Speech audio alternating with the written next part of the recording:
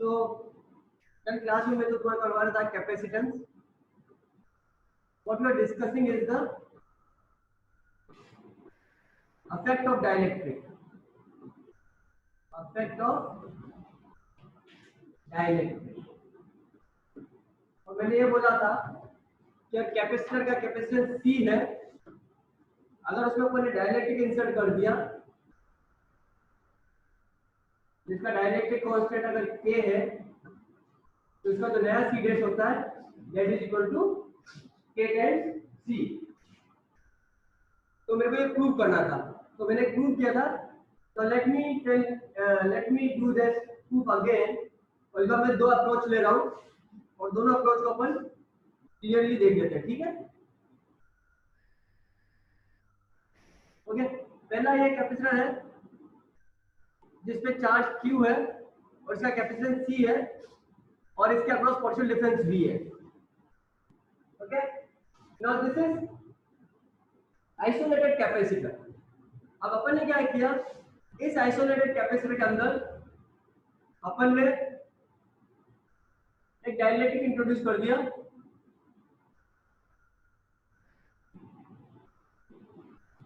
जिसका dielectric constant K है. Okay, तो कल मैंने प्रॉब्लम डिस्कस की थी. I am going to dig into the details of it कि कल मैंने क्या डिस्कस किया था. बिकॉज कैपेसिटर आइसोलेटेड है तो क्या रहेगा, इसका चार्ज Q जो है इस पे कंजर्व रहेगा. तो charge Q will be remain, charge Q will remain conserve या कांस्टेंट जो भी बोलो. यानी कि डाइलेक्ट्रिक इंसर्ट करने के पहले जो चार्ज Q था वही डाइलेक्ट्रिक इंसर्ट करने के बाद आएगा. ठीक है, अब ये जो चार्ज डेंसिटी सपोज मान लो सिग्मा नॉट है, तो इलेक्ट्रिक फील्ड E नॉट क्या है, सिग्मा नॉट बाय एप्सिलॉन. अब जब डाइलेक्ट्रिक इंसर्ट कर देंगे तो अपने को मालूम है कि डाइलेक्ट्रिक इंसर्ट करने के बाद डाइलेक्ट्रिक अंदर में इलेक्ट्रिक फील्ड है वो K टाइम्स रिड्यूस हो जाता है. तो अब इसके अंदर जो इलेक्ट्रिक फील्ड E होगा वो हो जाएगा E नॉट बाय K.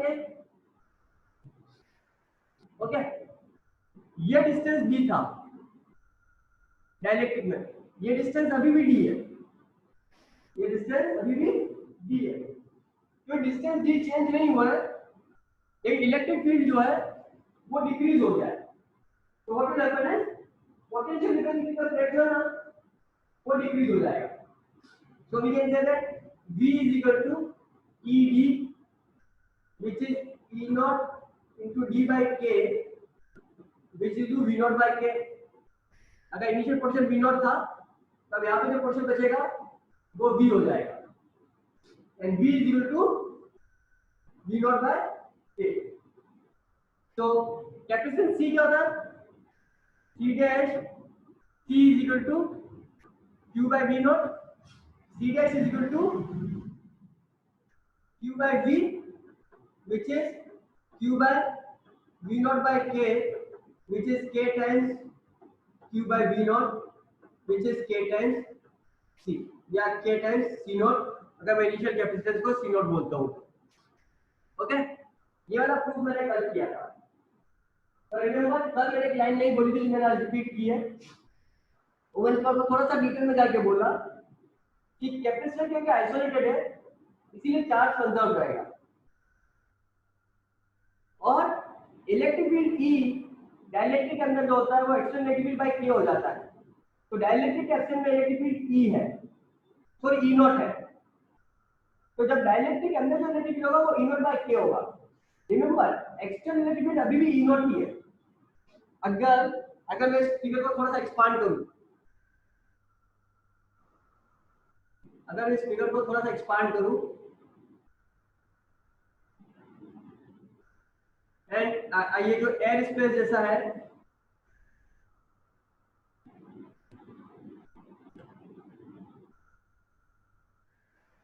ये जो स्पेस जैसा दिखा, हालांकि स्पेस नहीं है, फुल डाइलेक्ट्रिक जो फील्ड है.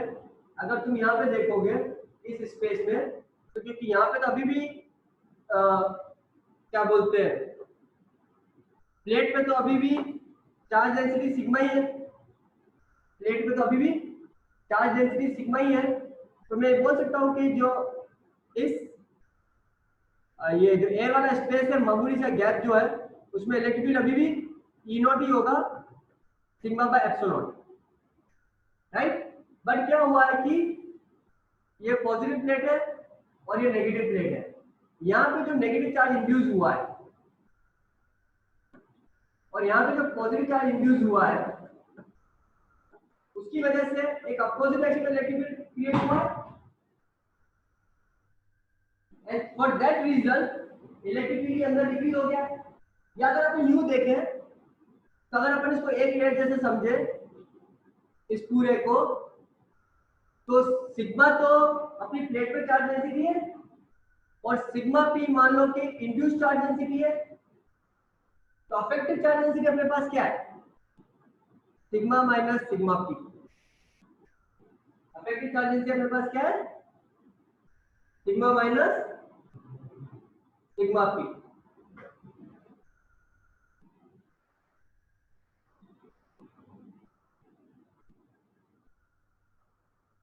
ठीक है, समझ में आ गया यहाँ पे। तो अगर E डिक्रीज हो जाए तो V भी डिक्रीज हो जाए, या तुम ये बोल सकते हो कि जो दो प्लेट्स है, जो अपनी लेफ्ट वाली प्लेट है, ज्यादा affective charge density sigma minus sigma P हो गई है, तो अभी अपने पास अफेक्टिवली कम चार्ज है, अपने पास अफेक्टिवली कम चार्ज है, तो पोटेंशियल को डिक्रीज होना ही पड़ेगा, तो पोटेंशियल को डिक्रीज होना ही पड़ेगा, राइट। तो इलेक्ट्रिक ई डिक्रीज हो गया, वो तुम्हारे को मालूम है, ओके। तो now let's come to the second part. मैंने बोला था इसको दूसरे तरीके से भी प्रूव कर सकता हूं मैं, है ना।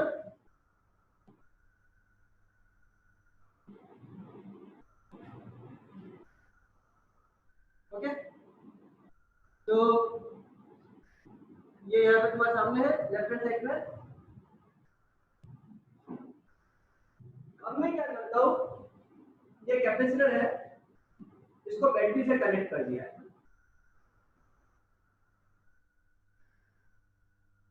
और अपन इसका मान लेते हैं V not, capacitor C not और चार्ज C नॉट है, ठीक है।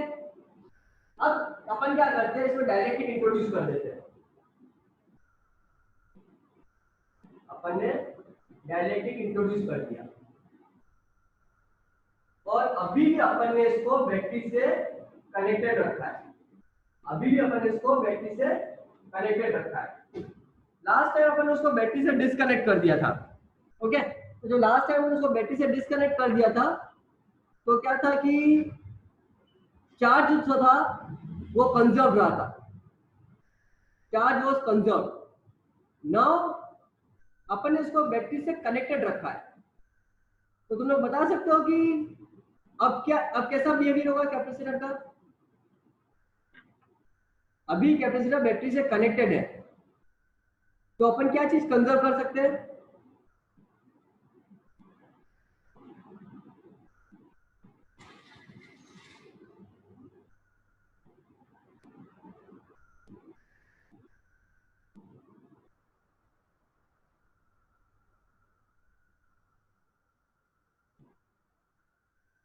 यशा। Sir energy. एनर्जी की तो बात ही नहीं की मैंने, मुझे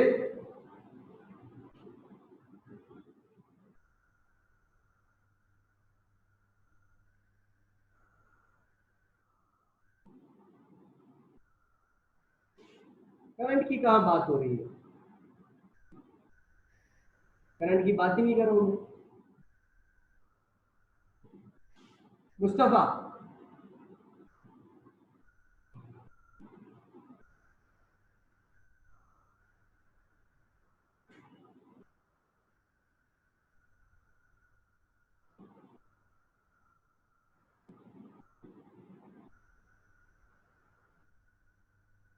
सकीना, समीना, शुभम,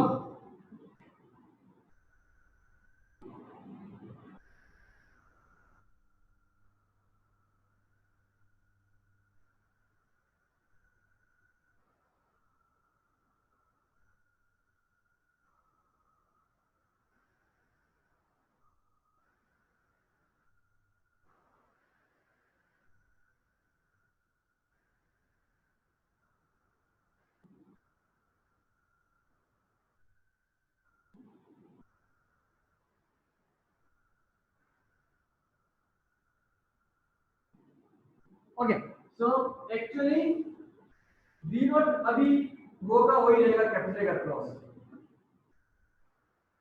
वी नॉट अब होगा वही रहेगा। अगर वी नॉट वो है और डिस्टेंस डी भी सेम है तो इसका मतलब जो इलेक्ट्रिक फील्ड पहले ई नॉट था ना, इलेक्ट्रिक फील्ड ई भी ई नॉट ही रहेगा, E naught is equal to V naught by D, तो ई भी चेंज नहीं हुआ इसका मतलब, राइट। तो डायरेक्टली इलेक्ट्रिक फील्ड होगा वो ई नॉट रहेगा। लेकिन अपन ने तो ये पढ़ा था कि अगर किसी इलेक्ट्रिक फील्ड में डायरेक्टली को इंट्रोड्यूस करते हैं तो डायरेक्टली का electric field E naught by K हो जाएगा। हाँ, अभी तो मैंने आपको ये पढ़ाया था ना कि डायरेक्टली को अगर इलेक्ट्रिक फील्ड ई में रखेंगे तो इलेक्ट्रिक फील्ड डायरेक्टली के अंदर ई नॉट बाय के हो जाएगा। और यहाँ पे मैं ये बोल रहा हूँ कि इलेक्ट्रिक फील्ड डायरेक्टली के अंदर ई नॉट ही रहेगा, ई नॉट बाय के नहीं होगा। ऐसा क्यों? What does this mean?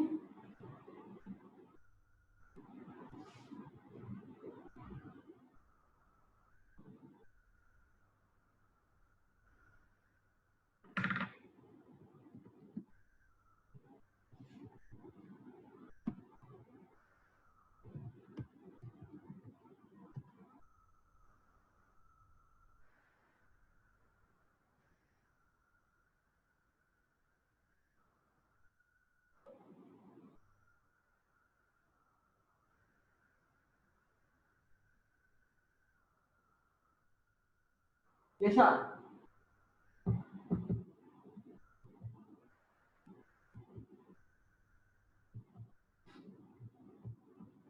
यशा,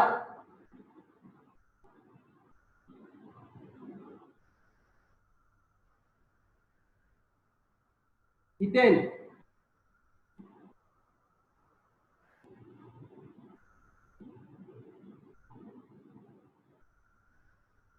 मुदित,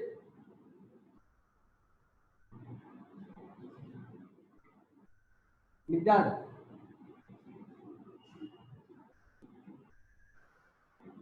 Devansh,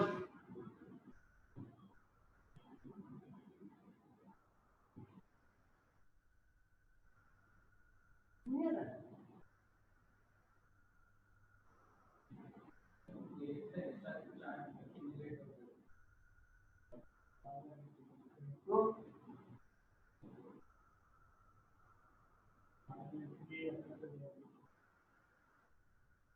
electric field E naught by K नहीं होगा।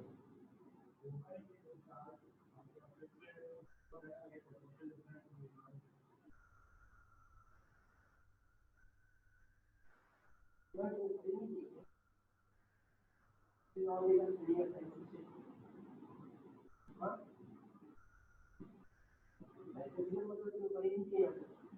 टाइम पास किया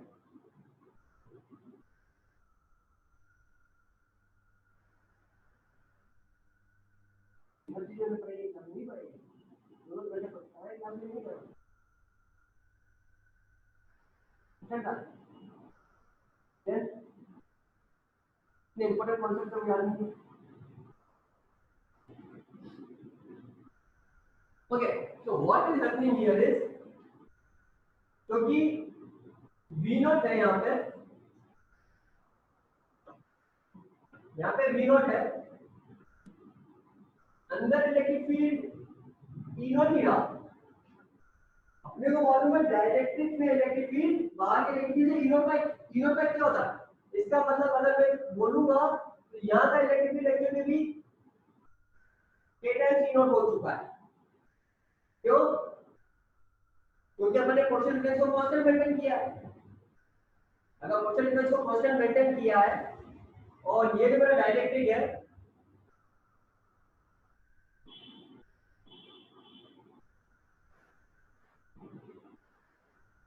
डायरेक्ट्रिक है, अगर यहाँ पे चार्ज इंड्यूस हो रहा है तो इसका मतलब है जो बाहर की प्लेट है उस पे जो चार्ज है उसको इंक्रीज होना पड़ेगा। That means extra charge has phloem from the battery, और जो एक्स्ट्रा चार्ज फ्लो हो रहा है बैटरी में तो सिग्मा बढ़ रहा है इसका।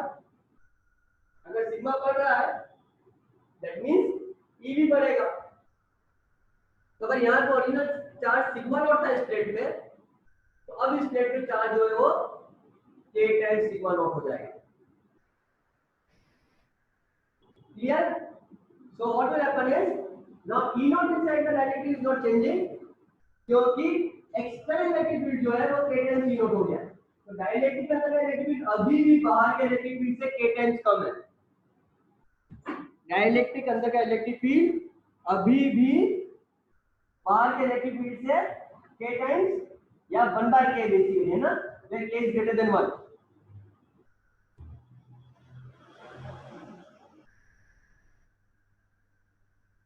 Is this clear to everyone?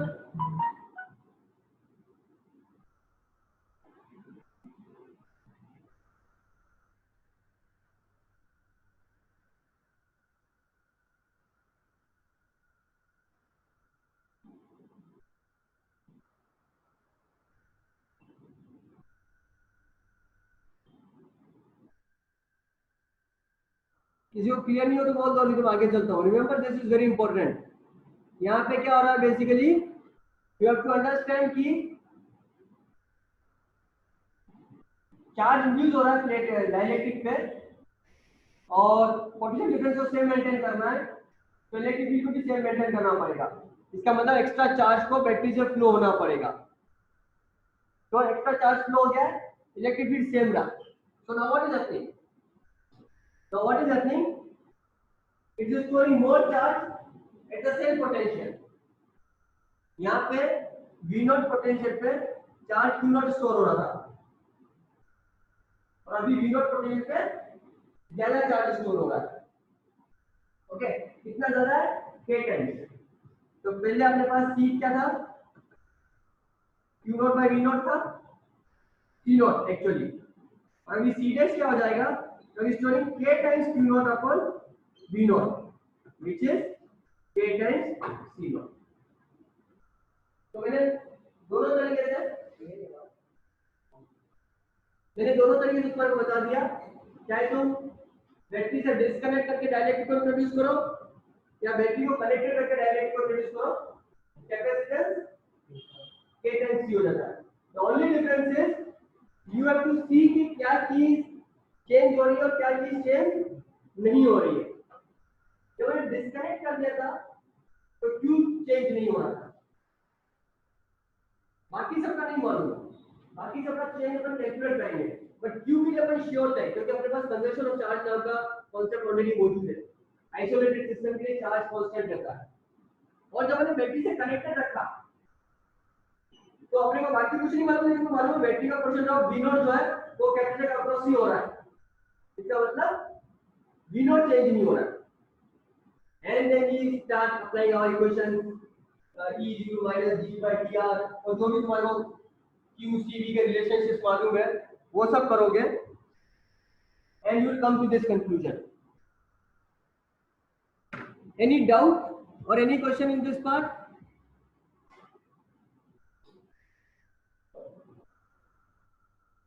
Remember ये बहुत important concept है, इसीलिए इसको अच्छे से याद रख लो। और अगर इसमें कोई भी डाउट हो तो मेरे को ऑफिस से व्हाट्सएप पे पूछ लेना, ठीक है? आगे चले, किसी को उतारना तो नहीं पड़ता था?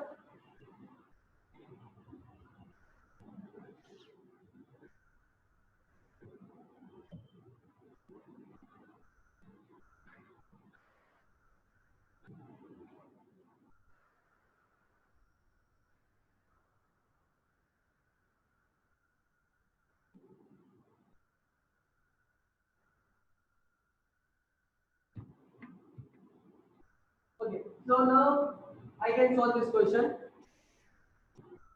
मेरे पास एक कैपेसिटर है जिसका कैपेसिटेंस C नॉट है और इसका डिस्टेंस D है, ठीक है?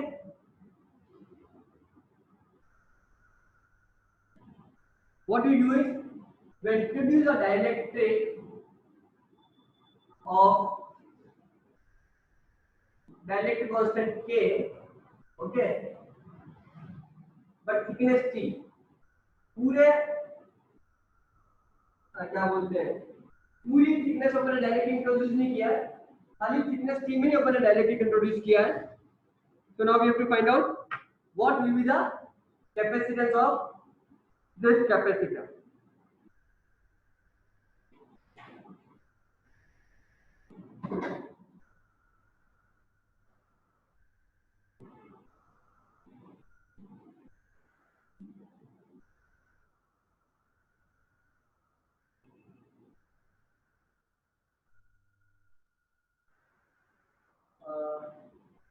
I just give you 2 minutes to think about it, then I will discuss the question.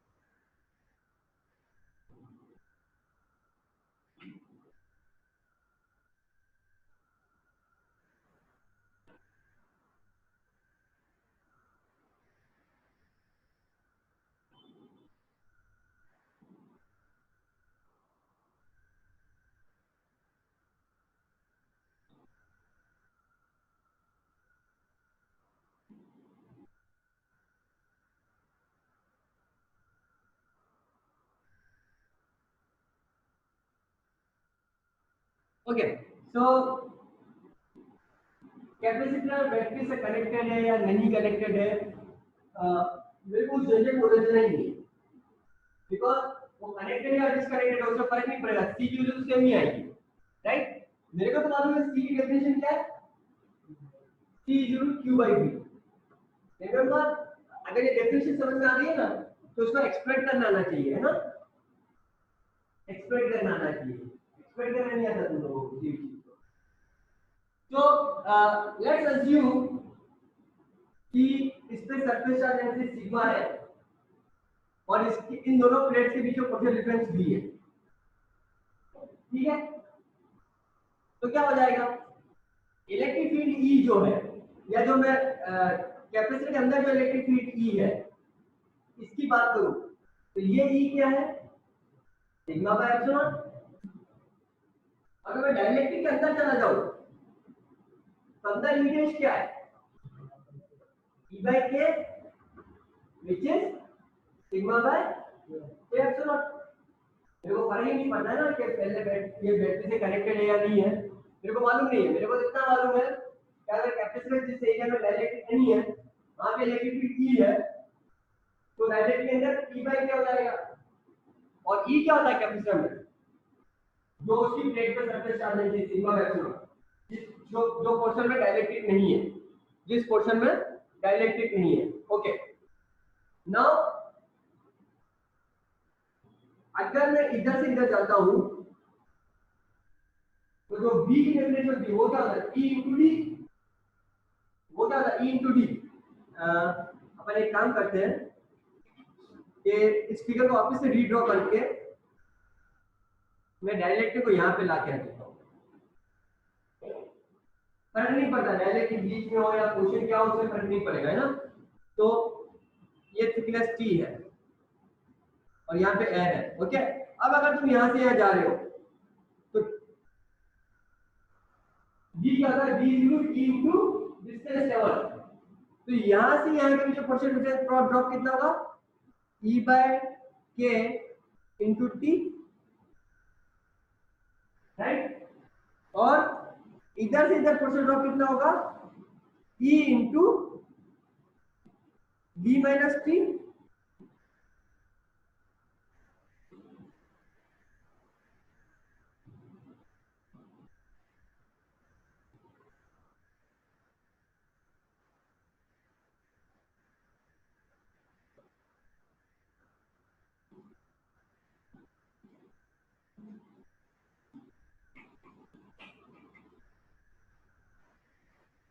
अगर अपन इलेक्ट्रिक फील्ड ई के डायरेक्शन में ट्रेवल करते हैं अलोंग द लेंथ एल, अगर ई यूनिफॉर्म है तो जब इलेक्ट्रिक फील्ड ई के डायरेक्शन में ट्रेवल करते हैं तो पोटेंशियल ड्रॉप कितना था, v equal to E into L. तो यहाँ पे भी जब हम प्लेट 1 से प्लेट 2 की तरफ जाते हैं, लेफ्ट की प्लेट से राइट की प्लेट की तरफ हम जा रहे हैं, तो एक पोर्शन जिसमें अपन ने ट्रेवल किया है उसमें तो एक पोर्शन जिसमें अपन ट्रेवल कर रहे हैं उसमें तो इलेक्ट्रिक फील्ड ई बाय के है, तो इस पोर्शन में पोटेंशियल ड्रॉप कितना होगा, ई बाय के इनटू पी। और इस पोर्शन में जब ट्रेवल कर रहे हो तो इलेक्ट्रिक फील्ड ई है, तो यहाँ पे पोटेंशियल ड्रॉप कितना होगा, ई इनटू पी माइनस टी। ठीक है, और अपने पास अपन दोनों प्लेट के पोटेंशियल ड्रॉप कितना बन गया, v माना है, तो टोटल पोटेंशियल ड्रॉप कितना होगा, v होगा। तो v कितना हो गया, v is equal to e by k into t plus e into v minus t।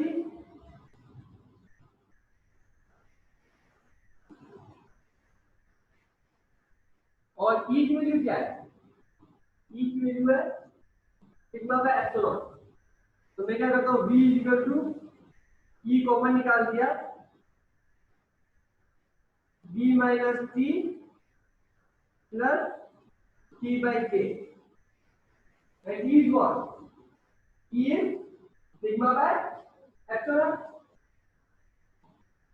this is sigma by epsilon e minus t plus t by k, and sigma क्या है, q by a।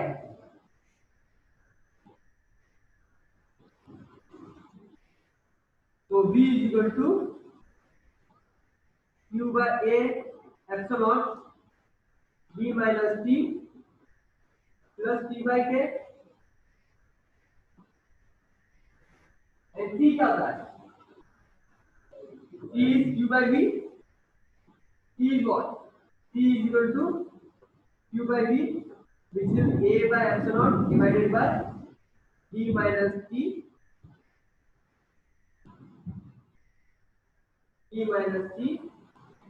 plus t by k।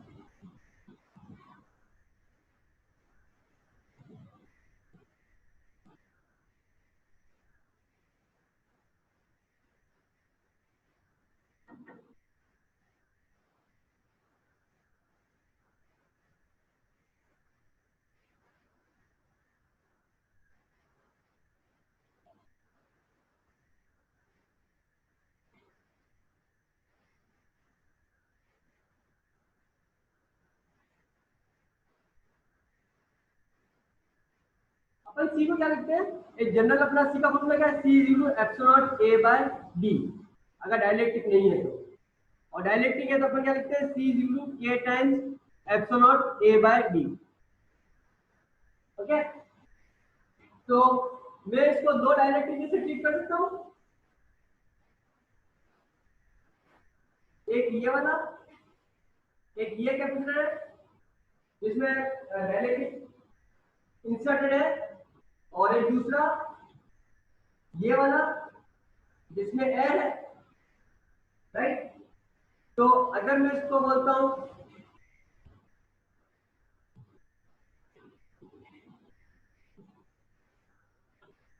अगर मैं इसको बोलता हूं C1 और इसको बोलता हूं C2, तो C1 क्या है, C1 is k times epsilon a by t, and C2 क्या है, C2 is epsilon a by b minus t,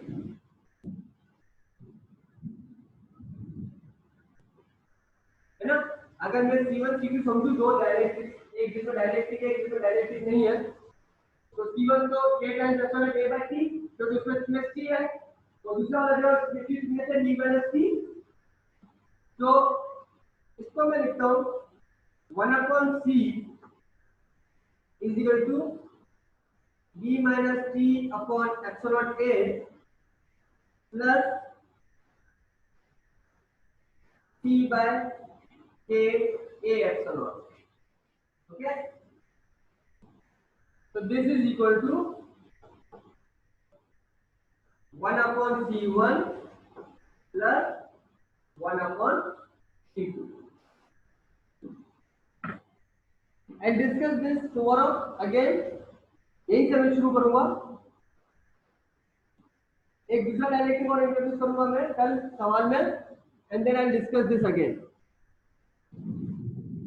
okay, यहाँ तक सबको समझ में आ गया. मैंने जो डायरेक्टिव इंट्रोड्यूस किया थिकनेस टी का, तो मैंने एक नया एक्सप्रेशन निकाला 1 upon C0 1 upon C1 plus 1 upon C2. यहाँ पे C1 जो है वो डायलेक्ट्रिक वो कैपेसिटर है जिसमें डायलेक्ट्रिक इंट्रोड्यूस है, और C2 वो वाला कैपेसिटर का पार्ट है जिसमें डायलेक्ट्रिक नहीं है. ओके, और मैं आगे जाके बोलूंगा this is the formula for the capacitance in series, जिसको हम नेक्स्ट क्लास में डिस्कस करेंगे. कोई डाउट तो नहीं है इसमें तुम लोगों को? तो I can over the class here only and we continue the next class. Okay.